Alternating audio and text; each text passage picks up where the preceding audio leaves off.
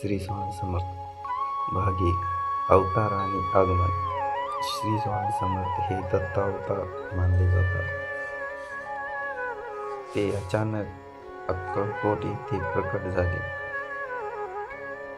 त्यांचा वेश साधा पण तेज अपार होते. लोकांना त्यांच्या दर्शनाने शांती मिळत असे.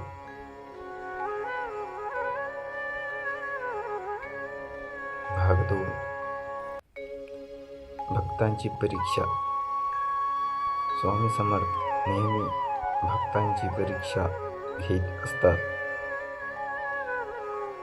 काही वेळा ते कठोर वागायचे, पण त्यामागे भक्तांचे कल्याणच असायचे.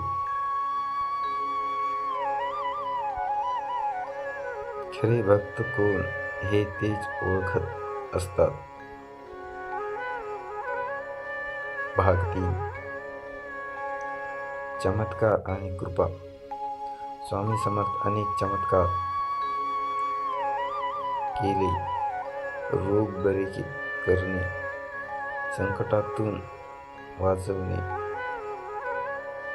अडचणी दूर करणे, पण ते नेहमी सांगायचे, भिऊ नकोस, मी तुझ्या पाठीशी आहे. भाग 4. दत्तभक्ती आणि उपदेश.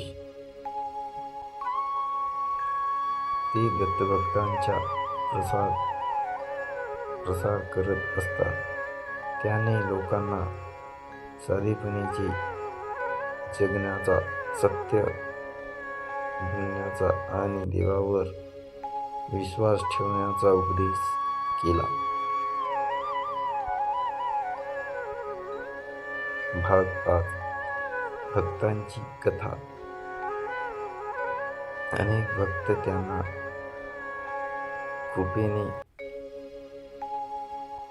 खुशी झाली. गरीब, आजारी, दुःखी लोकांना त्यांनी आधार दिला. प्रत्येक भक्तांची कथा वेगळी, पण शेवट आनंददायी.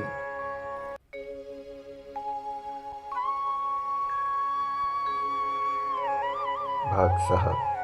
अंतिम संदेश. स्वामी समर्थ आपल्या जीवनातून एक मोठा संदेश दिला. श्रद्धा आणि सबुरी ठेवा, देव तुमच्या सोबत आहे.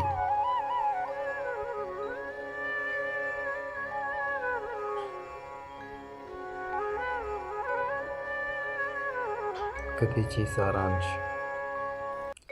श्री स्वामी समर्थ यांच्या कथा आपल्याला विश्वास, श्रद्धा आणि भक्ती शिकवतात. त्यांच्या कृपेने जीवनातील संकटे दूर होतात आणि मनाला शांती मिळते. श्री स्वामी समर्थ. जय जय स्वामी समर्थ.